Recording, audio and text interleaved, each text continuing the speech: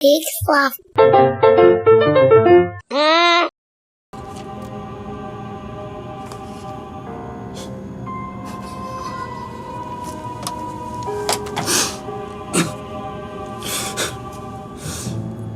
Either I'm going crazy or the entire world is insane. What are you talking about?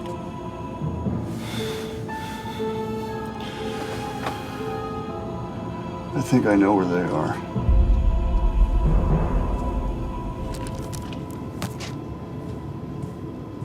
What if we're not where we think we are, or even when? What do you mean? Well, what if we pass through a wormhole, a wrinkle in the space-time fabric? Theoretically, we could be in a different dimension where those people don't exist, where they never existed. That's insane. Stop it! That's enough, all of you! I know what's going on here. You do? How much did he pay you? What are you talking about? I can't believe he's doing this. She's my daughter! Okay, miss, I don't know what you think's going on here, but you need to... Get up.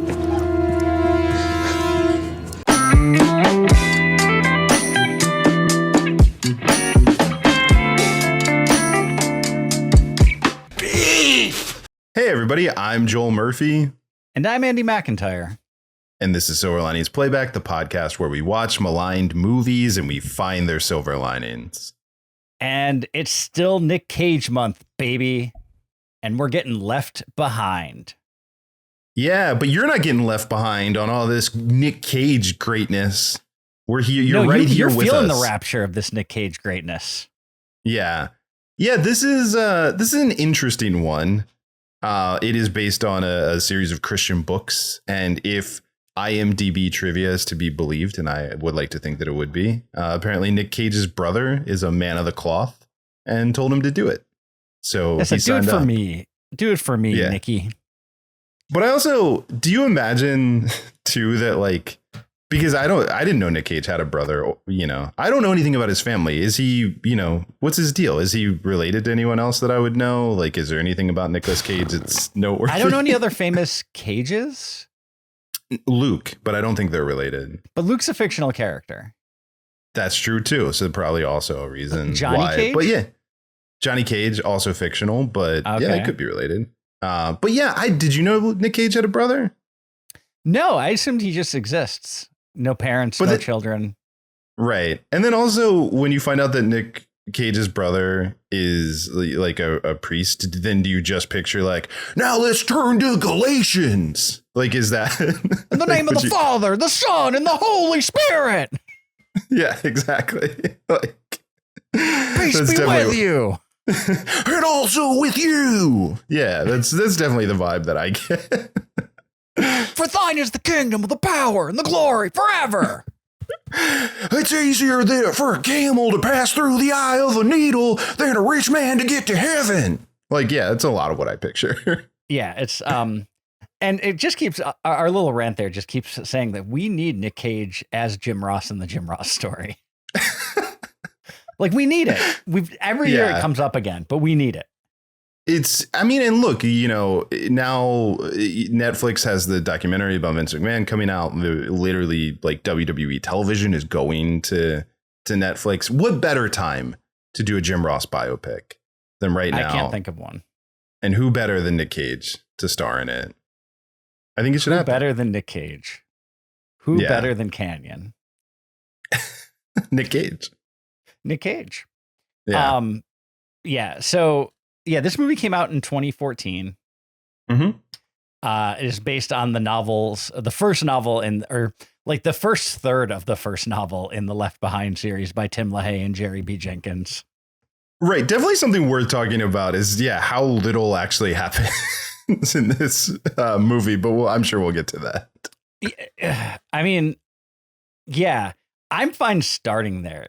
Nothing happens in this movie.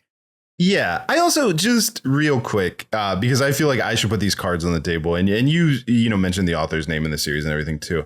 I this is where I'm going to tell you I've read these books. Like, I know, I have, I've not.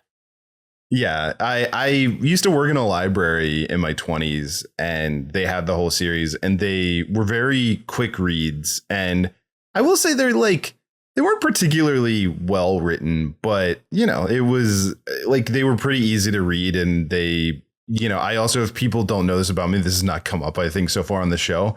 I got a religious studies minor by accident in college because I'm very fascinated by religions and I like taking classes on religion. And so I was like, I'll read these books. I want to know what they say. Like they're, you know, the rapture happening in a modern time. So I read all of them. That was a long time ago at this point. But yeah, it was interesting to go back down this thing. But yeah, all the stuff that I remembered about the book and I like things that I know happened. Then I watched the movie and I'd say, like you said, it's like, oh, this is like the beginning of the first book. Yeah, it's so I was working at a Walden Books to have a nice throwback for everybody when I first came across these, and I was like, these seem interesting, but I never took the plunge and read them. Kind of regretting it, but at the same time, I'm not going to read them now. No, nor should you. I skimmed the Wikipedia synopsis. Well, and if you don't want to read them and you watch this, but if you want more than this, there isn't a whole other series of films starring Kirk Cameron that I think, you know, I don't know how many of them they made, if they made it all the way through the books, but they made more of them. Yeah, he plays Buck Williams in those movies, the Chad Michael Murray role from this version. Yes. Yeah. Which also maybe another good place to start is we should talk about Nicolas Cage's name in this movie. Rayford Steele. Rayford Steele, pilot.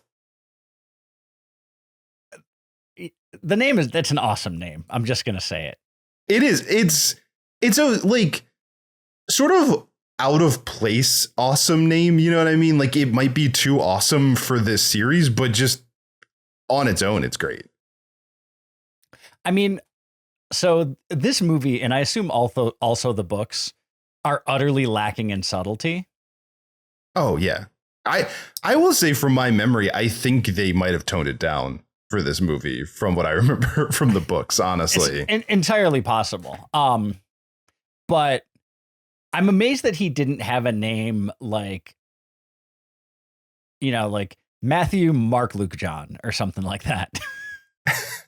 I mean, yeah, or like, you know, Paul, you know, would have made sense just in terms of the whole, you know, like road to Damascus. Like he is a character that, again, weirdly, by the end of this movie, we don't see it. But in the series, the whole point is that he's not a Christian who then he kind of has this, you know, awakening. He has his road to Damascus moment. He starts to realize like that he believes, and that's what the later books are about. But we kind of end before that happens in this movie. Yeah, because Chloe, and Buck become the Tribulation Force by the end of the book, I think, because I think the second book is called Tribulation Force.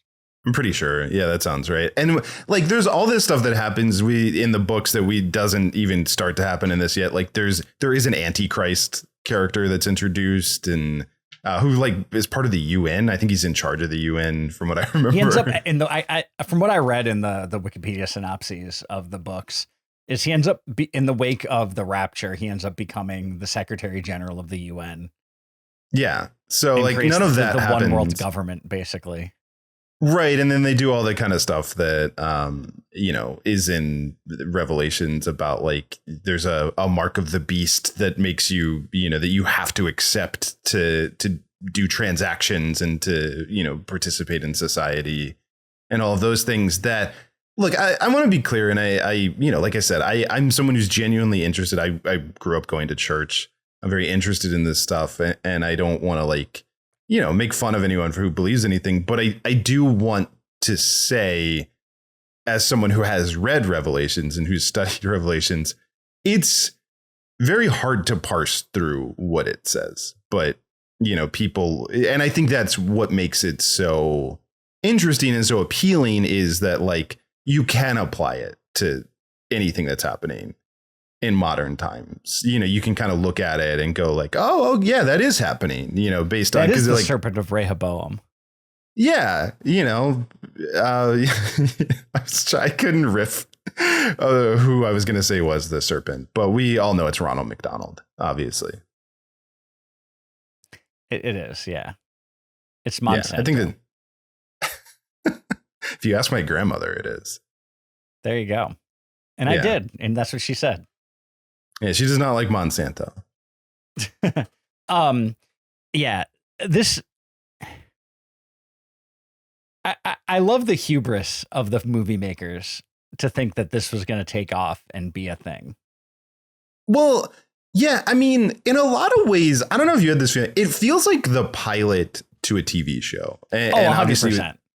Obviously it's a movie, so they, we're hoping to make more movies, but like it definitely ends at a point. I think doesn't it end with something to the effect of like, I think this is the exact exchange between two characters where one of them says like, it looks like the end of the world out there. And then I think it's Chloe who says, no, it's just the beginning.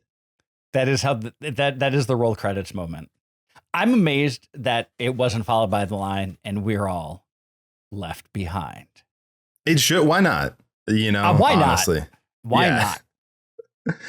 And I do know from what I was reading, they wanted to do a sequel. They did, I believe, a Kickstarter to raise money. They weren't able to raise the money, but there was a sequel that was made with real life villain Kevin Sorbo, both directing and starring. I think he plays Rayford Steele.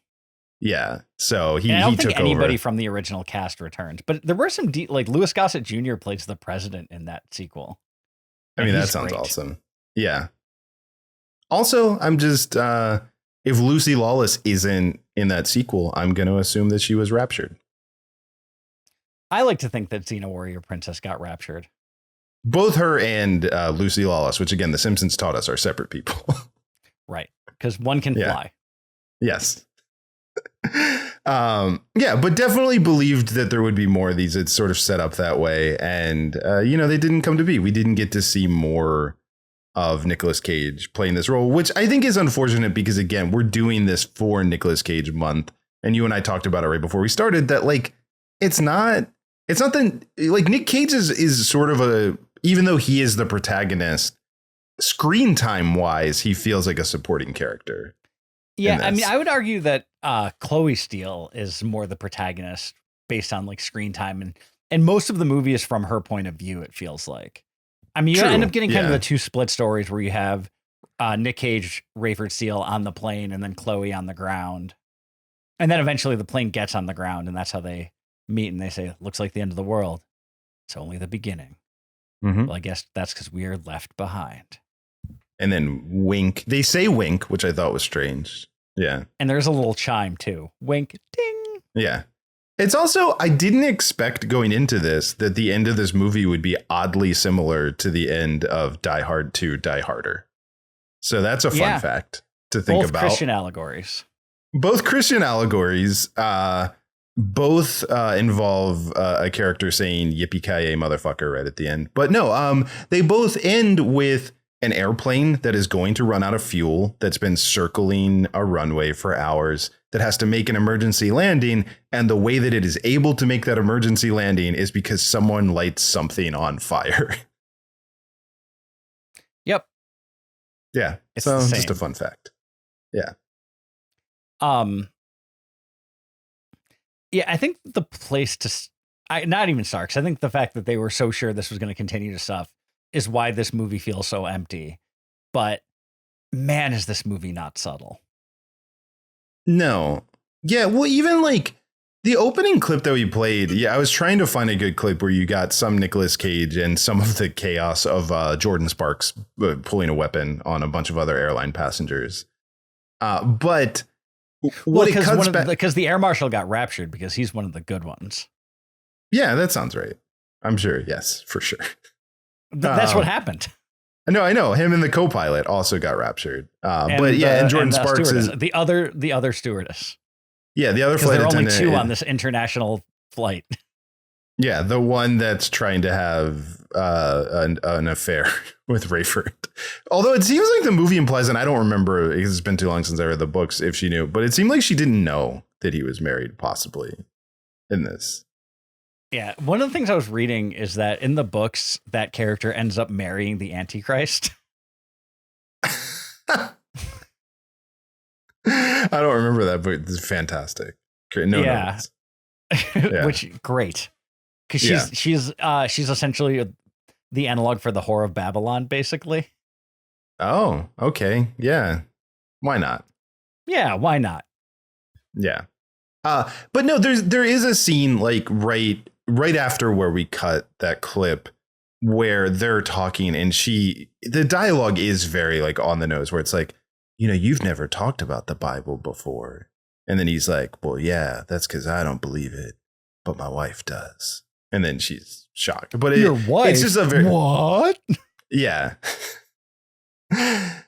And yeah, also we haven't talked about the fact the wife is played by Leah Thompson, who I think did 2 scenes, not any either of them with Nicolas Cage, and then she is raptured. Yep. And I like to believe that if the rapture happened, Leah Thompson would be one of the ones. Yeah, for sure. Like, she's worth saving. Yeah. She is, for sure. She's worth saving. Yeah.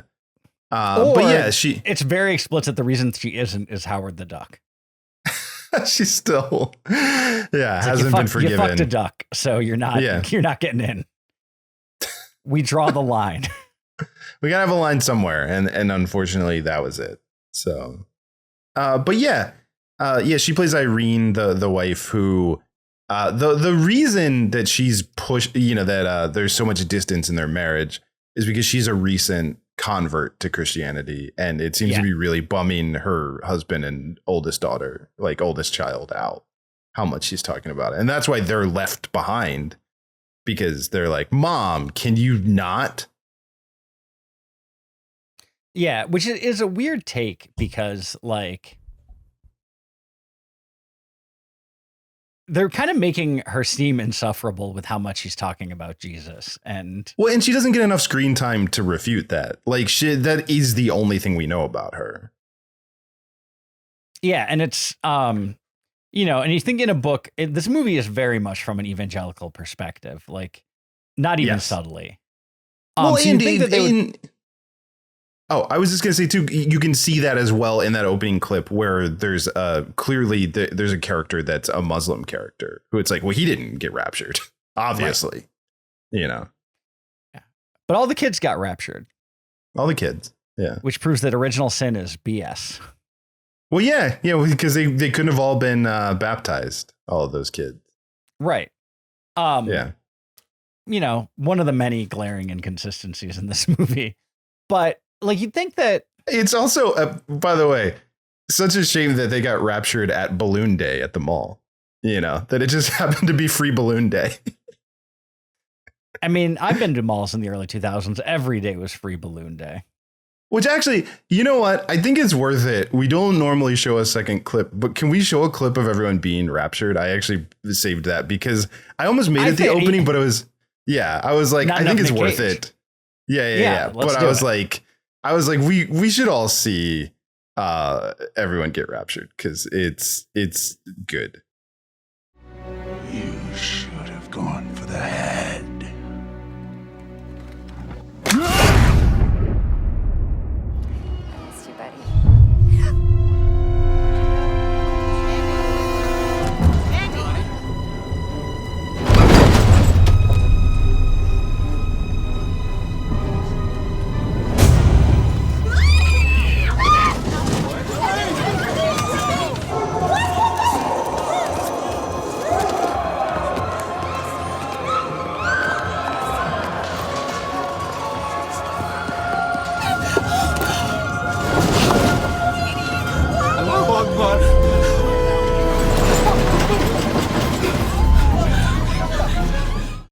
But yeah. Yeah, perfect. Yes. So much to unpack in that scene. They get a lot in there. Look, first of all, I know we're not at Silver Linings yet, but I truly mean this.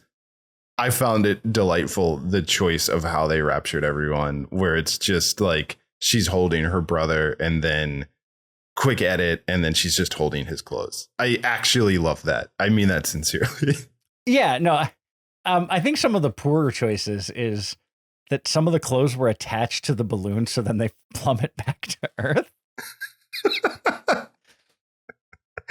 Like, that's bizarre. I don't know if it was, and again, I don't think we're ready to fully pivot yet, 'cause I think there's a lot we have to unpack about what's wrong with this movie. But I think it was a good choice, and it may have been budgetary reasons, who knows what it was, to just almost do that like snap blink rapture. Yeah. Like, I think that was more effective than anything else they could have done. Right. But it is interesting because it is like a snap blink, but then they do spend a lot of time showing everyone being raptured. And I thought, oddly, it's a movie that's 2 hours long, which, like we said, not a lot happens. I think a clear thing to malign is you could have edited 20 minutes out of this movie easily. But they spend a lot of time being coy with, like, I get that the characters in the movie wouldn't know maybe what happened right away because they're the non-believers, I think is their logic. But I think they spend a little too long having the people not aware of what happened, which feels frustrating as a viewer, where you're like, I'm watching Left Behind. Like, I know that they're left behind. Yeah. Like, it's so in I think the freaking title. Yeah. So I think they definitely wait too long to get to the thing, because I think it's like 40 minutes into the movie before we really, like, all the cards are on the table and they start to understand what happened. Yeah, because it's one of those things where, like, they don't even make the choice to play it for dramatic irony that, like, we know what happened, but they don't. It's just, they're just dum-dums. And the movie treats its audience as dum-dums by, like, acting like the audience, like the viewers might not know that they're being raptured, is sort of how the movie takes it.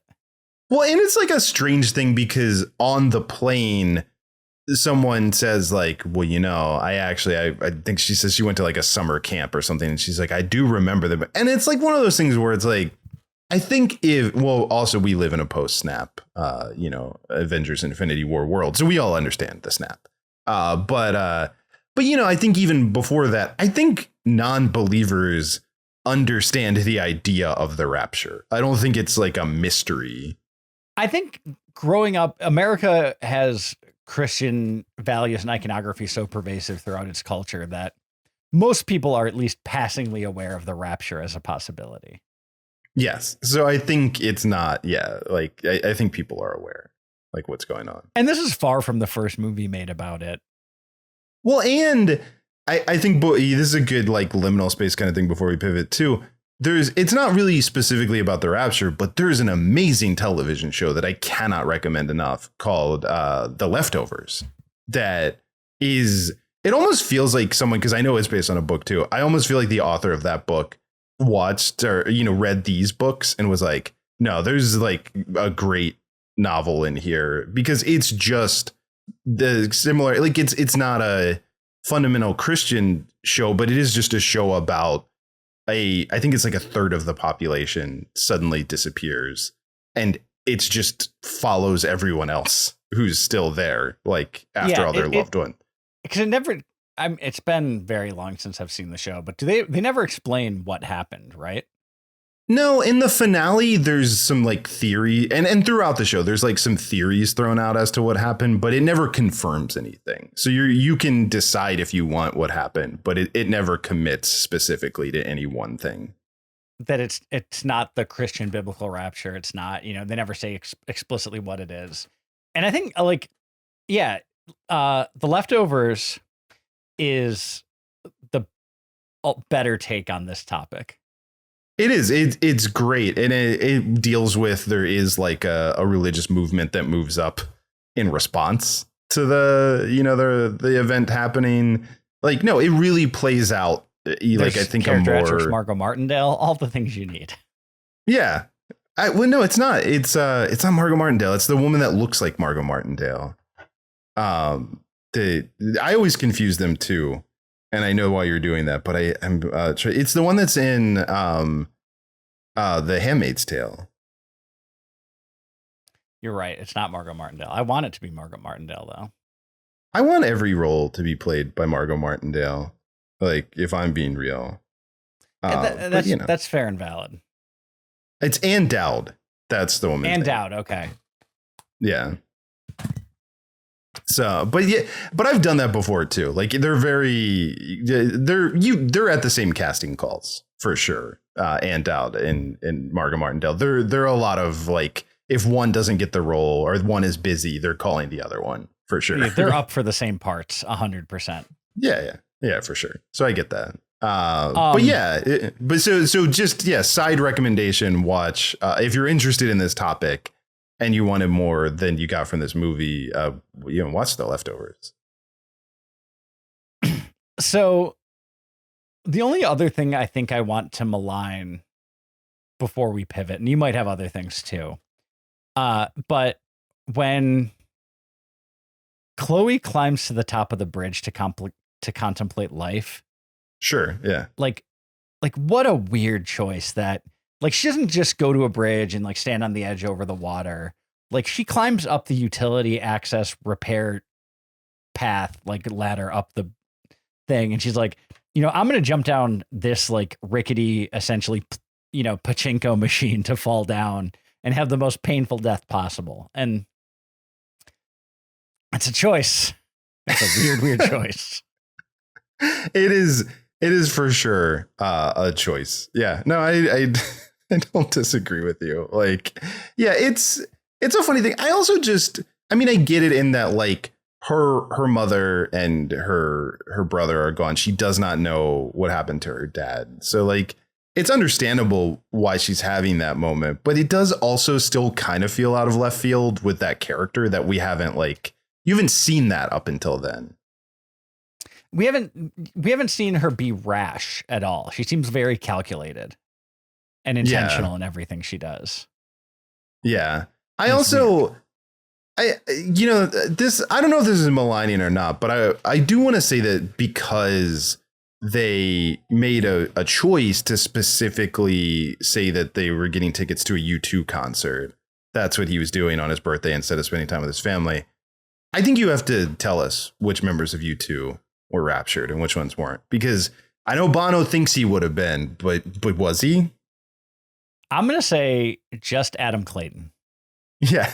I need to know if there were a pair of sunglasses on top of a pile of clothes somewhere or not. I also, you know what? I don't think any of them should be raptured because of that album that they made us all listen to on our iPhones. I think that's fair and valid. I'm with that 100%. Yeah. I'm not a U2 fan. I'm going to put it out there into the world. Well, I think it's clear from what I just said that I'm not either. So, and here's you know what? I don't know when I'm going to ever get this other hot take to put out onto a podcast or out into the world. The Cranberries are the best Irish rock band. There, I said it. Yeah. I mean, I don't disagree with you. Like, I love the Cranberries. You're not going to get dissension from me. Oh, I'm just saying, but like, when else is it going to come up? Right. No, for sure. And look, I love the song Dreams. It's one of my favorite songs of all time. That song's so good. I think that's an underrated Cranberries song. Gonna throw that out there. You know what?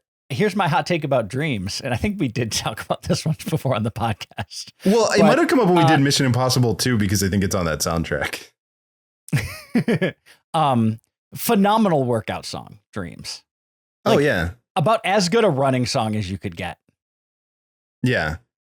Also, there's an amazing cover of it in Chungking Express as well. Well, there you go. Too. Fei Wong. But enough stuff. about Irish rock. Yeah. But the Cranberries are better than U2, and I don't care who knows it. That's just correct. That's not an opinion that Andy and I are stating. That's a fact. And I think everyone needs to I'm just letting you all know that the Cranberries are better than U2. If you weren't aware, please correct your false information that you've been spreading. Yeah, and I'm willing to bet that the rapture did happen and they only took Dolores O'Riordan. I believe she's great. Yeah. And the rest of the band, she's the one that got in. And the rest of the Cranberries, they had to let it linger. Yeah. Because it was all in their head. All right, but I'm probably ready to pivot if you are. Yeah. I'm good to pivot. I think a good place to start is a reason to malign this movie is because it is not subtle, but a reason to love this movie is because it's not subtle. And I'd say for 100%. I'd say exhibit A is when Chloe threw a Bible through a window and the window smashed. That was good. Yeah. I'd say exhibit B is the clip that we saw at the beginning where Jordin Sparks gets the air marshal's gun and waves it at everyone because she believes that I mean, I don't know that they explicitly say it, but I got the impression it was like her ex-husband. She thinks because she was asleep when her kid disappears. So she thinks somehow her ex-husband orchestrated, which is truly terrifying. But it does play it in the least subtle, like she pulls a gun on everyone else and waves it around way. Yeah, it's phenomenal. You know, like they weren't on the nose because they're bad at writing. This was so intentionally on the nose. Oh yeah, no, there was never, it was never gonna be subtle, but it is fascinating that the movie's not subtle, but Nicolas Cage's performance is. That's the most amazing. Like Nicolas Cage is acting in the quote unquote good version of this movie. Like, if you had asked me going in, I would have just assumed, and it would have been completely out of place. And probably in the scene that we showed when he's talking to the flight attendant to just be like, all the signs were there. I should have known it, but I didn't listen. Oh, Lord. You know, like, why is he not doing that? So the world I want to live in is a world where that's true. Mm-hmm. And it's a world where they made sequels. And Nicolas Cage is multicast as Rayford Steele and the Antichrist. Oh my God, that'd be great. That'd be so good if they did that. That he's Nikolai Romanescu. It's something. Yeah, it's something. I know it's Nikolai. Yeah, for sure. And he does an accent. And he just does like a very thick, like Romanian accent. Yeah, or he just and plays they maybe Dracula. It's just he's just playing his Dracula character from Renfield. And they give him like a goatee or something just to make him look different. Yes. Yeah, I want to live in that world. Absolutely. But I'll tell you, the movie's directed by Vic Armstrong, and if you don't know who Vic Armstrong is, he is perhaps the most prolific stuntman of all time. Like Guinness Book of World Records acknowledged most prolific stuntman of all time. He famously doubled Harrison Ford in almost everything. And I believe he is the guy in the hat in Last Crusade that like you're like tricked to think is going to be Indy, but then it's actually young Indy. Right. Yeah. I think that's correct. The action in this movie is pretty solid. Yeah. And it's as much as the movie is just sort of padding a lot of the runtime, the extended Chloe has to clear a runway sequence where she's just smashing vehicles into barricades and like knocking stuff out of the way and using a lot of just like really big vehicles, and again lights things on fire. She pours gasoline and then lights it on fire to light the runway. All that's good. Yeah, it's and the plane like almost hitting the gas truck, like literally coming like inches away. I would have liked that it actually like kissed it. I think that would have been the perfect way to do it. But that would have been nice. We also do get a car drives through a department store, in the mall. When like there's a lot that happens with Chloe when Chloe's looking for her younger brother. There's a lot of a guy pulls a gun on her.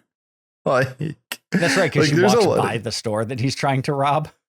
Yeah, there's a lot of chaos, like action chaos that happens in the immediate and even aftermath. When the plane almost hits another plane because the pilots of the other plane got raptured. Right. Yeah, which we don't know what happened to those people. Yeah, they all died. I mean, probably. Hopefully that whole plane got raptured and it's just an empty plane. It was a Christian plane that was just, they were flying to a Bible conference and they all just disappeared.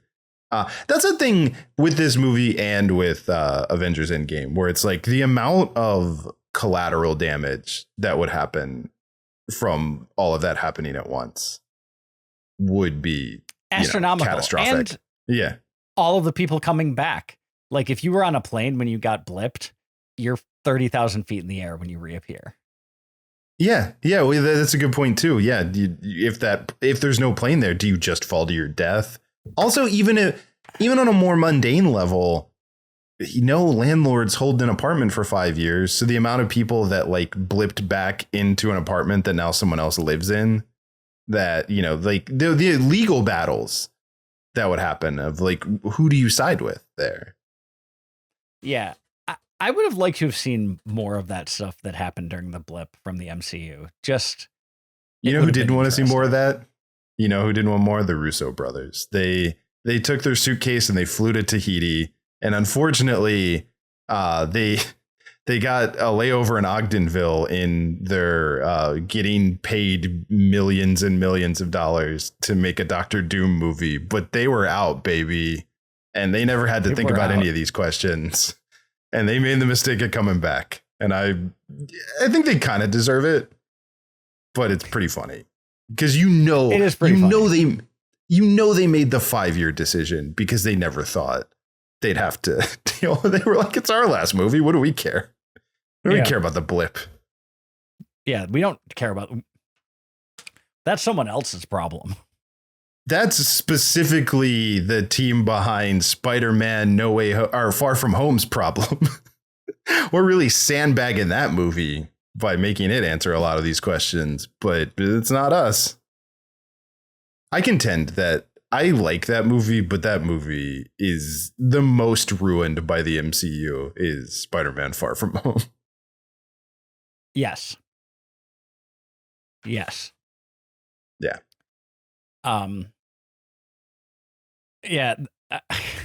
Yeah.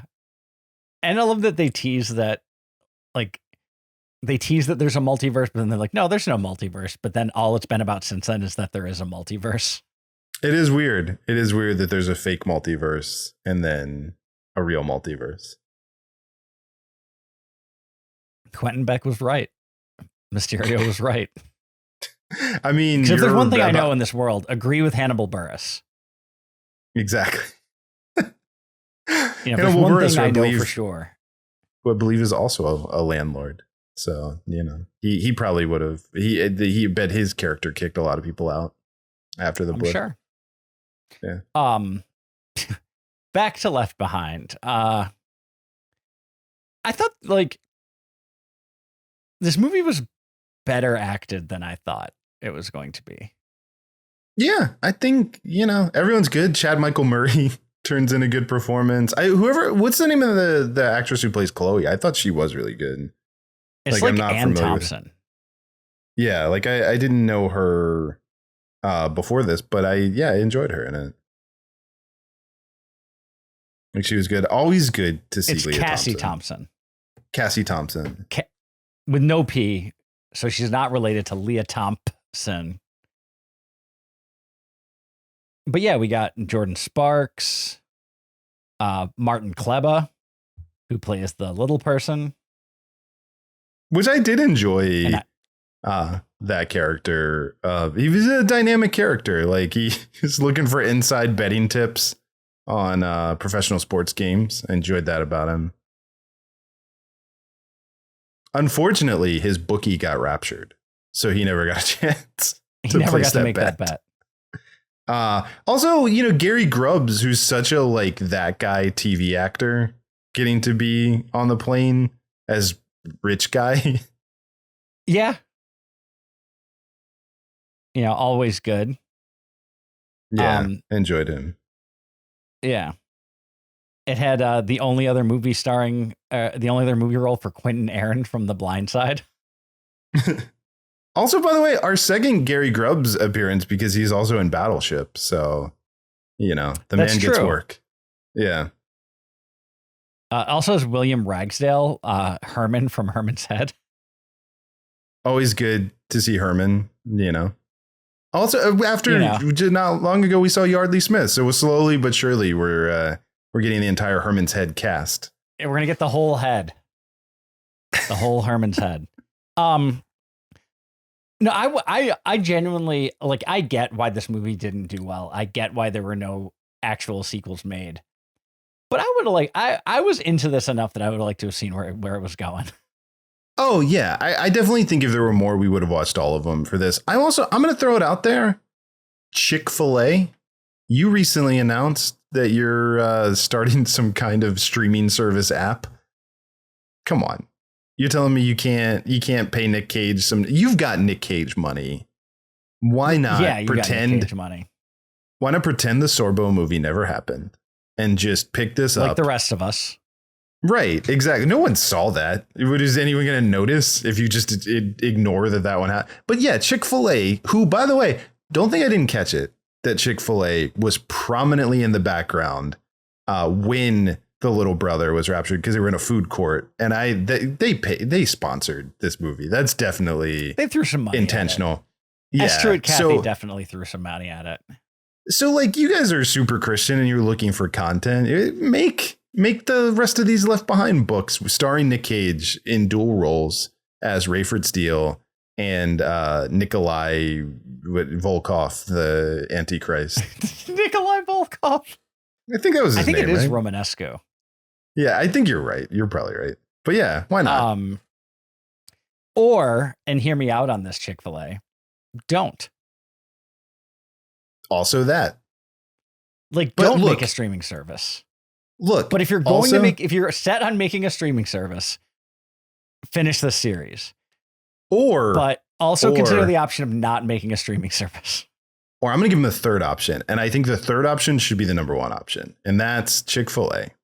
What if, for your streaming service, you make a film starring Nicolas Cage about good old JR Jim Ross? Like, we'll write it. Like, I don't care. I have no like real principles on this. So I just want to get it made. So I'll have, we'll cast Mick Foley, have him fall off the top of the cell, go through a table, and you can have Nic Cage, Jim Ross go, as God is my witness, he's broken in half, and then takes a big Chick-fil-A sandwich and just and chews it. Yeah, you can, and then you can start serving JR's barbecue sauce at your restaurants. Oh my God, tie-in, because your barbecue sauce isn't that good. The Chick-fil-A sauce, good. Barbecue sauce, not Chick-fil-A that good. sauce is banging, but the Chick-fil-A barbecue sauce is, let's be honest here, Chick-fil-A, not your best. You could do better. And yeah, so you got a Jim Ross tie-in happening. Obviously, you, a Christian company, want to be associated with professional wrestling, especially 90s professional wrestling. I can't think of any reason why you wouldn't want to. The most Christian of things. Yeah, I mean, The Undertaker did a whole angle that involved a cross. He did. Yeah. And they talked about people having a right to censor, and that's something that Christians love. It's true. Yeah. Yeah. I mean, it was all there. Yeah. It all fits. Also, Jim Ross called a lot of people Jezebels. He did. And that is a biblical name. And he said, by God. Oh, man. And as God is my witness. Yeah. So he's a Christian. Sure. Avowed. Yeah. I'm sure he loves Chick-fil-A. I mean, who doesn't love Chick-fil-A? Here. Like, that's the thing. There's a lot of reasons to not accept Chick-fil-A's values. And I'm saying this independent of our deal Chick-fil-A because, still holler at your boys. But there's a lot of reasons to not be happy with them as a company and not want to support them and not want to frequent their business. And those are all valid. And I totally understand why someone would not want to give them their money. But their chicken being delicious is not one of them. It's delicious chicken. Yeah, I fully support people's decisions not to essentially vote with their dollars by giving or not giving them to Chick-fil-A. I fully support that. But to say that the product isn't good is just false. Yeah, it's good. It's good chicken. They're good. I don't even eat meat anymore, and I'm still telling you that I think they're good chicken sandwiches. It's not better than many people's moral compass, nor should it be. No, and if you there's absolutely look, here's the other thing. I don't go there anymore, but I also don't go there anymore because I don't eat meat. So there's not really a reason for me to. But I mean, totally valid. I just don't really eat fast food anymore, so I don't go there. Yeah, and those are all totally valid reasons. But all of that aside, I think Andy and I are available to just do a workplace comedy about the cows at Chick-fil-A that put up the signs. Yeah, we'll get the team that made Cavemen. Mm-hmm. That's going to be our writers. John Lair, one of the writers and stars. Yeah, it'll be me and Andy gangbusters. and Yeah, me and Andy and the cavemen team. But come on, workplace comedy about the cows. They can't spell. They don't want to be eaten. They're, you know, it writes itself. I mean, let's be honest. It really does. So again, if you want us to be the chief content officers for Chick-fil-A Plus or whatever it's called, holler at your boys. I hope it's Chick-fil-A Plus. Yeah. Also, I do think we should get ahead of this now. Would love to be in business with you, Chick-fil-A. Please holler at us. I will take a lot of your money and funnel it into left-wing causes. I think I should just make that clear. I'm going to do that. Yeah. Well, everything, it is going to be, there'll be a lot of Planned Parenthood donations. There will be a lot of Baltimore Abortion Fund donations. Worry not. Sure. Yeah, no, most of our money is going to the left, but like, you know, we'll take your money for sure. We'll take that money. Holler at your boys. Eat more chicken. Silver Linings Playback is a production of HoboTrashCan.com. If you enjoyed the show, please rate or review it on Apple Podcasts. Hear more great shows on the Peak Sloth Podcast Network.